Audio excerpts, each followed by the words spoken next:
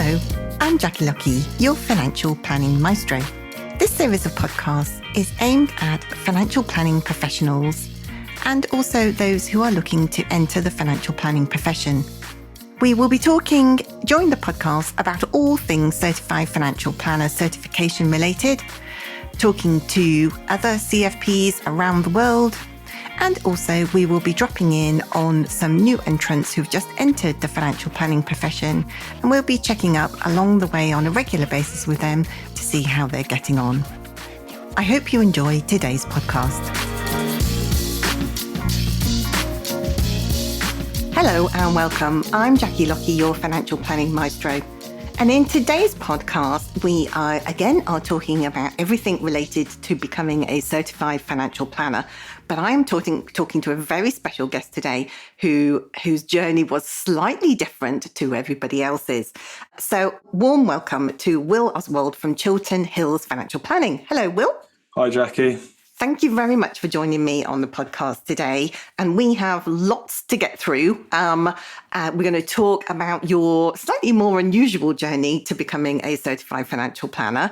But before we get into the detail of all that, I'd just like you to give us a sense of how you got into the financial planning profession. Yeah, good question. So where did it all begin? So I started working for St James's Place Wealth Management back in 2016. So straight after university, having studied economics and finance, I decided I wanted to work in the wealth management industry.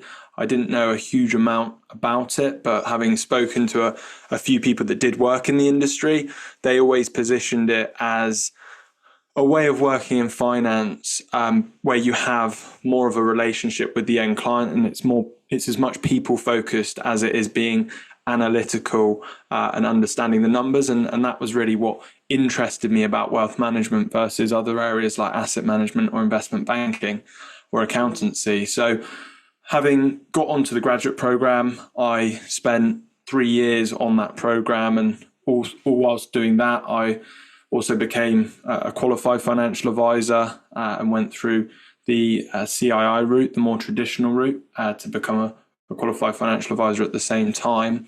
And I also did a master's in wealth management whilst on that program itself, and then spent a couple more years working for St James's Place as an employee and an operations manager before moving into a financial planning role and having end clients and working with them on their financial plans and helping them feel more secure with their money. Fantastic. So it sounds like, as soon as you came out of university, you just kept up that learning with, hands full with doing all the exams and a master's degree as well. Yeah, I suppose I did. In a way, I think it's easier whilst you've got the momentum and you know how to pass exams and study and do pieces of coursework, it's just easier to keep that momentum going. And so at what point did you find out about the CFP, and what made you decide that you wanted to embark upon it? So I think having got the level 4 qualification, so for those not necessarily in the industry, that's the basic level of qualification you need to be able to give regulated financial advice in the UK. I'd got that, and it was through working with the other financial planner within our practice, Paul Bradley, who founded the practice, and he is a chartered or a certified financial planner himself. He was just talking to me about the different routes to becoming chartered and the benefits of doing so. And his belief is that one day we'll get to a place where all financial advisors will need to be chartered as the sort of barrier only increases. And so when looking at the different routes of becoming a chartered financial advisor, financial planner, I looked mainly at the CII or the CISI route. And to be honest, I really like the CFP approach or becoming a certified financial planner and chartered wealth manager, because firstly, it seemed much more applicable. So the CISI route seemed much more applicable to the day job, and the actual learning that you go through in doing the exam and then doing the coursework is actually quite similar to what you do on a day-to-day basis. And a lot of the technical knowledge you learn and then the application of that when you do the coursework for the CFP, you can use with real clients in your actual day-to-day job. And I think all learning is good, but it's only really great when you can actually apply it to your day job. Yes. And that's ultimately why you try and get better at something, is to be better at the job that you do. And in our job, it's advising and helping clients with their financial planning. Yeah, absolutely. And so you embarked on the level 6 exam first and then on to the level 7 case study. Is that right? Yeah, that's exactly it. So I did the exam first, and that was good at giving sort of, I suppose, all-round knowledge when it comes to all things financial planning. And that was probably more technically focused, I would say, on knowing the technicalities of the profession, whereas the coursework, in my view, was more the then application of the technicalities. Yes, absolutely. And I guess the level 6 exam, it's quite broad, isn't it? It's not, not deeply specialised, because it's covering all the different areas of financial planning, isn't it? Yes, it is. And that does certainly come with its own challenges, because it is so broad. So the breadth of revision you have to do, the understanding of all different areas of financial planning is quite wide. But again, because no real client is the same when you're doing the job, having that breadth of understanding, I think, is a really valuable skill to have when working and advising with clients. So again, it's useful to have such a breadth of knowledge that you can then go and use with clients. Yes, yeah, absolutely. So you passed your level 6 and then you went straight on, I think, didn't you, to apply for the level 7 case study. So there was no let up, no foot off the gas at all. Yes, that is correct. And in hindsight, that probably wasn't the wisest decision. I got the pass on the exam, and then you've only got a 2-week window in which you can sign up for the coursework. And me just thought, oh yeah, I'll crack on and get the coursework done as well, having done no prior research or not really understanding the volume of workload that it would require. Just decided to sign up. And then when I found out what was required, it was quite a shock, it's fair to say. Yes, indeed it was. So then, what happened when you got your case study and then thought, yikes, how did you go about, what were your next steps straight away once you got your case study? What did you intend to do? And then what actually happened? So I think, first of all, I took a deep breath and thought, okay, am I in over my head here? And then I decided to read all the material that the CISI provide. They give you a sample answer,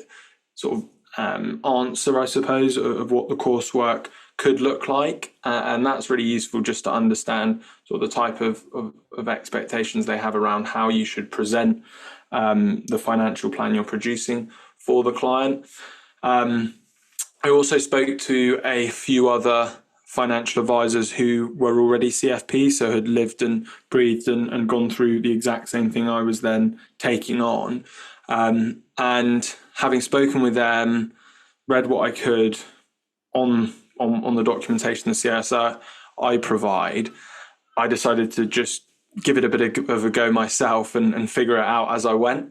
I unfortunately couldn't attend the 2-day workshop which Jackie runs because I was on holiday, I think. And so I just thought, I'm sure I can figure it out. I'll ask for a bit of help from other CFPs and piece it together. I'm sure it can't be that difficult. But then probably a month before the deadline, I then realised quite how deep over my head I was. And that's when I reached out to Jackie. Yes, and I was quite surprised to hear from you, actually, 4 weeks out from the deadline. So we obviously you were too late to do a course, but you were kind of part way through building it yourself, weren't you? Trying to get your head around, what the sample plan was showing you, and then, the differences between the sample plan and your own case study that you had. So just tell everybody a bit about how we work together as an alternative to doing a course. Yeah, so you're absolutely right. So I got myself to a stage. I must admit, it was definitely not even close to being finished. And I thought that it would be useful, to just get some sort of advice from you. And what we did was review the work I'd done so far. And you had kindly pointed out some bits that needed some work. And I think what I probably didn't realise going into it was quite how specific they are, and by they I mean the markers and the assessors, in what they're looking for and how they want certain things done. So one of the biggest, I suppose, pieces of the work, and if I'm being really honest, the biggest challenge I found was producing the cash flow model in an Excel spreadsheet. I'm sure, like many other financial planners out there, we typically use cash flow modeling tools like Voyant or Timeline that does a lot of that calculation for us. Whereas in the CFP coursework, you have to build a spreadsheet. And I think getting that right is key. The actual writing up the coursework is the easier bit, if I'm honest. It's getting that spreadsheet right. And that was really where Jackie came in and gave me some solid coaching on how best to produce that in a way that provides the clients with the right solutions. Because at the end of the day, this is, although it is a case study, you very much treat it like a real client is sat in front of you. What would you do to build them the best financial plan and make the most appropriate recommendations for them? Yes, yeah, absolutely. And so obviously, because we only had those 4 weeks essentially, didn't we, for your first submission? Mm-hmm. What happened for your first submission?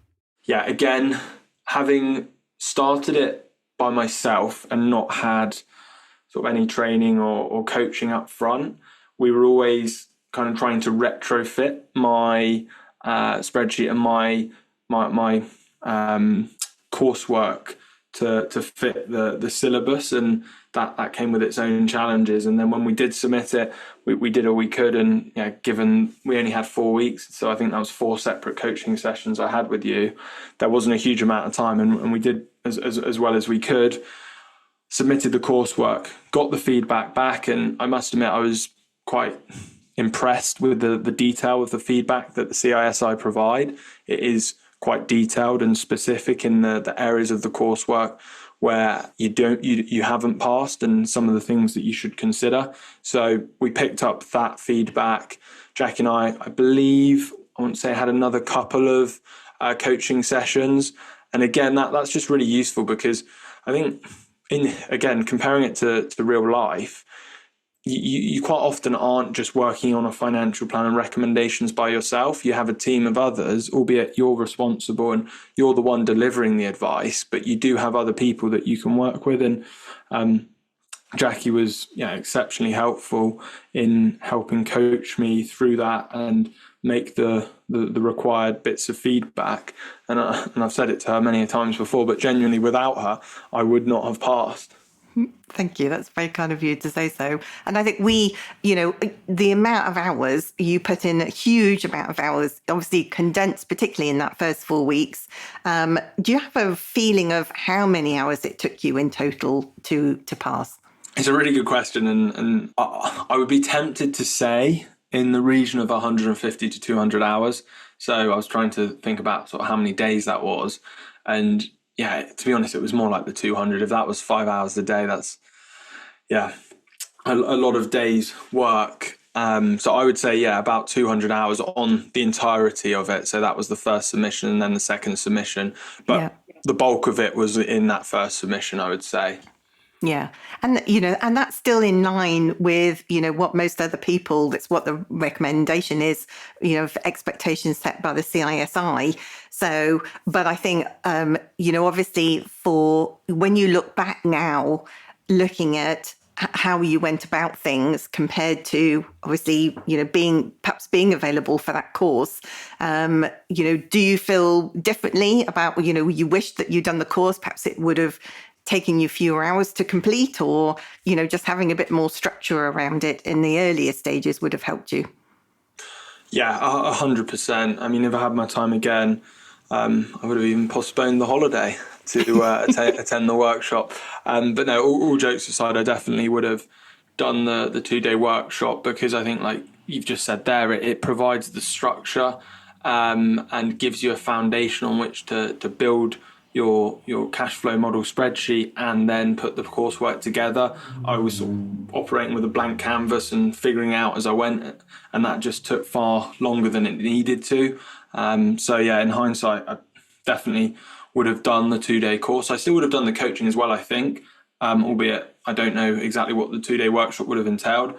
But I just think with this sort of thing, the amount of hours that you put into it yourself, you're much better off spending the money on the coaching, on the 2-day program, because you'll save yourself tons of hours in rather than trying to figure it all out yourself. So it's definitely a good investment. And I think also, when you're going through the case study, like you said earlier, you in real life, you don't work in a bubble on your own. So actually, if you wanted to, discuss a client situation, you've got colleagues to do that with. But obviously with the case study, you are in a bubble on your own, aren't you? So without any coaching, you kind of start to, turn your head inside out and back again, don't you? And you second guess yourself and doubt yourself, and all of these sorts of things come into play, don't they? Yeah, absolutely. I think that's a great point. And there was definitely, and you can probably remember from some of our conversations, the self-doubt creeps in and you're second guessing everything you're doing. And because also there's no responsive live feedback. So again, with a client, you might talk things through and get direct feedback. With this, until you submit it, you don't get the feedback. And then at that point, it's too late and you might have to resubmit it again. So yeah, definitely agree on that point. Yeah, it's interesting, isn't it? How I think sometimes just being able to have somebody to say it out loud to can make all of the difference. When you kind of go, I can remember that, during our conversations, you would kind of go, Jackie, this is what I've done. I think it's wrong, but this is what I think I'm going to do to fix it. And I can remember saying on a number of occasions that I know that you're getting it now, because there's one thing asking the question and saying, what do I do? But that second step of, this is what I think I need to do to fix it, what do you think, is actually, that critical bit, isn't it?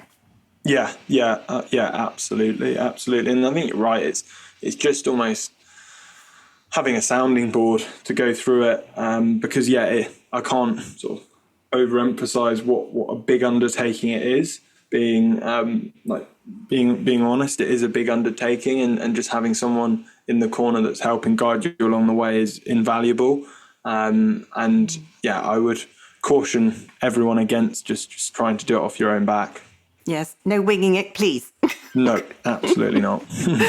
So we are nearly at the end of our interview today, Will, and I would just like to ask you that I know that you've got some points of things that you want to share with people. So for anybody who's out there who might be listening to this, who's thinking of embarking on their journey to become a certified financial planner, what advice do you have for them? Yeah, great question. And yeah, we spoke about this before. I think we've touched on it throughout the conversation today already. But I genuinely think it's about getting support and getting support from the outset. Don't try and do it all off your own back. Yes, you might save some money on not investing it in the coaching and the support, but trust me, it will be the best money you ever spend. So I think first of all, I'd say get help, and get help from the get-go. And by that, I mean work with a professional coach or trainer like Jackie. I mean, Jackie's got the CFP herself, so who better to learn from than someone that's got it themselves? So definitely do that. And second of all, I would speak to other people, other financial planners who've been through it as well, who've been through it recently, and just speak to them and get their advice. I really think you can't get too many people's feedback or points and tips before starting the journey. And then the third tip for me would be, again, don't underestimate the time it's going to take you. I would think wisely before embarking on the journey, because you do have to give it serious attention, effort, and time in order to pass. So I know, like many others, you'll be juggling your day job of providing financial planning and advice to clients. So just be mindful that this is a big undertaking, and to pass it, you do, I believe, need to take it seriously and invest the time and effort it requires to pass it. Yes, and it is, as you say, it's, around the 200-hour mark, and you've only got 10 weeks to do it in, haven't you? So you can't just go, oh, well, I'll just leave it for this month and I'll do it next month. You can't just do that. You've got to give it your all right from, like you say, right from the get-go. Yeah, that is a very good point. Absolutely. So, Will, thank you so much for joining me today. I know that you have given lots of advice to all of our listeners, and I'm sure everybody listening today will be really appreciative. So thanks very much for joining me. No, it's my pleasure. Thanks, Jackie. It's really interesting, isn't it, to listen to different people who have different experiences of gaining their Certified Financial Planner certification, or maybe developing the financial planning profession at large. If you know anybody who you think might be interested in listening to any of these podcasts, then please do pass on our details. That's it for me. I hope you've enjoyed today's episode. See you again soon. Bye for now.